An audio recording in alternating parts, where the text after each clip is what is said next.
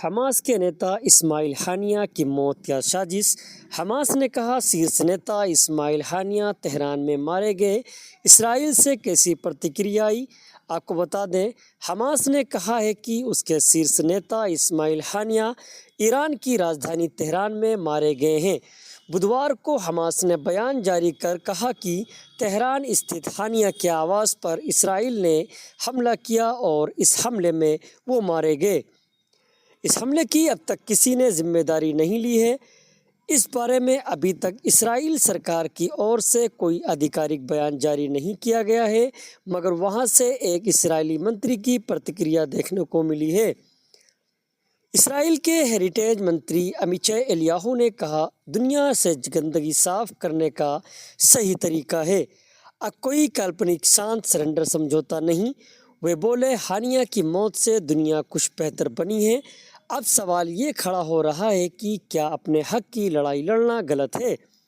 اگر آپ کے گھر پر کوئی قبضہ کر لیتا ہے تو کیا آپ آرام سے بیٹھیں گے یا قانون کی لڑائی کے ساتھ ساتھ کچھ گھریلو حربے آزمائیں گے؟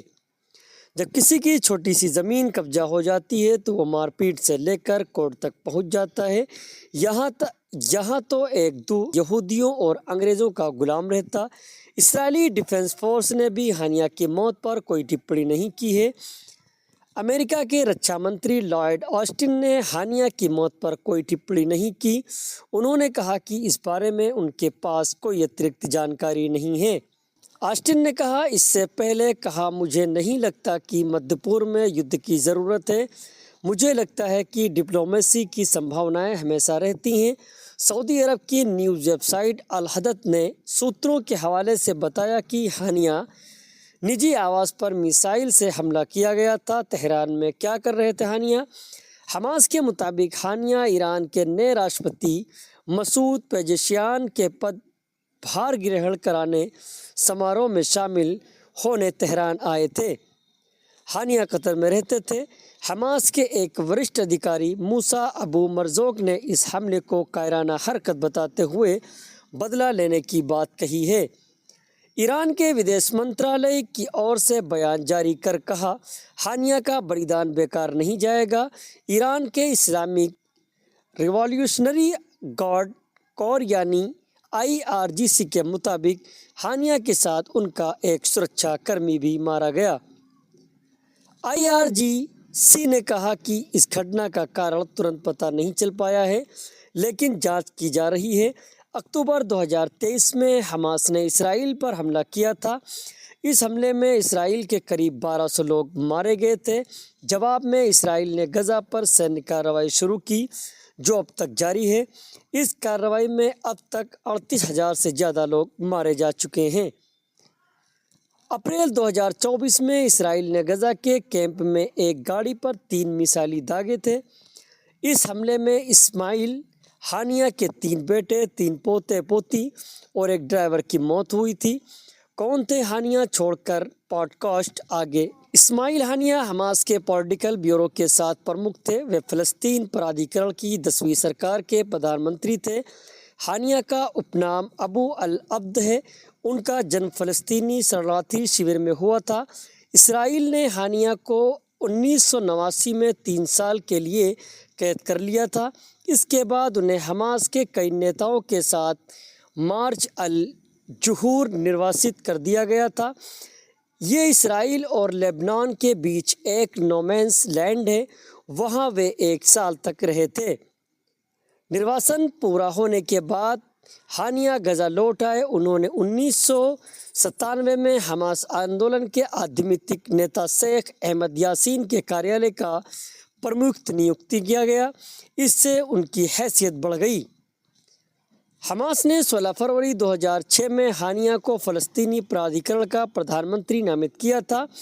انہوں نے اسی سال 20 فروری کو نیوکت بھی کر دیا گیا تھا، لیکن 1 سال بعد ہی فلسطینی نیشنل اتھارٹی کے پرمکھ محمود عباس نے انہیں ان کے پد سے برخاست کر دیا تھا۔ ایسا اس لیے کیا گیا تھا کیونکہ عز الدین القاسم بریگیڈ نے غزہ پٹی پر قبضہ کر لیا تھا۔ اس نے عباس کے فتح آندولن کے پرتنیدھیوں کو نکال دیا تھا۔ 1 ہفتے تک چلی لڑائی میں کئی لوگ مارے گئے تھے۔ ہانیہ نے اپنی برخاستگی کو اسنویدھانک بتاتے ہوئے خارج کر دیا تھا۔ ان کا کہنا تھا کہ ان کی سرکار اپنے کرتویوں کو جاری رکھے گی اور فلسطینی لوگوں کے پرتی اپنی ذمہ داریوں کو نہیں چھوڑے گی۔ ہانیہ کو 6 مئی 2017 کو حماس کے پولیٹیکل بیورو کا پرمکھ چنا گیا تھا۔ امریکہ کے ودیش وبھاگ کے 2018 میں ہانیہ کو آتنکوادی گھوشت کیا تھا۔ حماس کا اسلامی دنیا سے سمبند حماس ایک سنی اسلامک سنگٹھن ہے، جبکہ ایران شیعہ مسلم دیش لیکن دونوں کی قریبی اسلامک راجنیتی کی وجہ سے ہے۔ احمد کہتے ہیں کہ ایران کے قریب ہونے کے باوجود اس سے حماس کو کوئی فائدہ نہیں ہوتا ہے۔ ایران سے قریبی کے کارن سعودی عرب سے حماس کی دوری بڑھنا لازم تھا، کیونکہ سعودی عرب اور ایران کے بیچ دشمنی ہے۔ ایسے میں حماس کسی ایک کا ہی قریبی رہ سکتا ہے۔ اسرائیل کا جتنا کھلا وروध ایران کرتا رہتا ہے، اتنا مدھیہ پورب میں کوئی نہیں کرتا ہے۔ ایسے میں حماس اور ایران کی قریبی سوبھاوک ہو جاتی ہے۔ 2007 میں فلسطینی پرشاسن کے چناؤ میں حماس کی جیت ہوئی اور اس جیت کے بعد اس کی پراسنگکتا اور بڑھ گئی تھی، لیکن حماس اور سعودی عرب کے رشتے بھی استھر نہیں رہے۔ جب 2011 میں عرب اسپرنگ یا عرب کرانت شروع ہوئی تو سیریا میں بھی بشار الاسد کے خلاف لوگ سڑک پر اترے۔ ایران بشار الاسد کے ساتھ کھڑا تھا اور حماس کے لیے یہ اصحاج کرنے والا تھا۔ اس استھتی میں ایران اور حماس کے رشتے میں درار آئی، لیکن عرب کرانتی کو لے کر سعودی عرب کا رخ مصر کو لے کر جو رہا وہ بھی حماس کو راس نہیں آیا۔ سعودی عرب مصر میں چنی ہوئی سرکار کا وروध کر رہا تھا۔ ایسے میں پھر سے حماس کی تہران سے قریبی بڑھی۔ 19 کے جولائی میں حماس کا پرتنیدھتو منڈل ایران پہنچا اور اس کی ملاقات ایران کے سرووچ نیتا آیت اللہ علی خامنئی سے ہوئی تھی۔ سعودی عرب میں حماس کے نیتاؤں کو مسلم برادرہڈ سے بھی جوڑا جاتا ہے۔ اسرائیل اور حماس کے بیچ ابھی ہنسک سنگھرش چل رہا ہے اور اس میں اب تک ہزاروں لوگوں کی موت ہوئی ہے، سینکڑوں مہیلائیں اور بچے ہیں۔ حماس چاہتا ہے کہ مدھیہ پورب کے پرتیدندی دیش ایران اور سعودی سے ایکتا بنی رہے۔ حماس کے ایک پروکتا نے نیوز ویک سے کہا تھا، اسرائیل نے الاقصی مسجد کا اپمان کیا ہے، اس لیے ہم راکٹ داغ رہے ہیں۔ وہ پوربی یروشلم سے فلسطینی پریواروں کو نکالنا چاہ رہے ہیں۔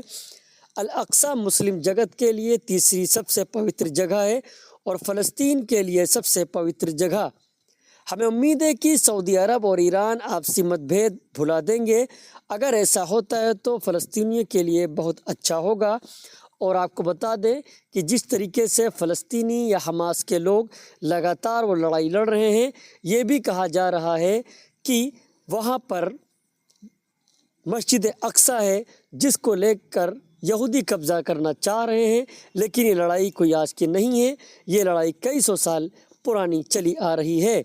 بیورو رپورٹ ہند ٹوڈے۔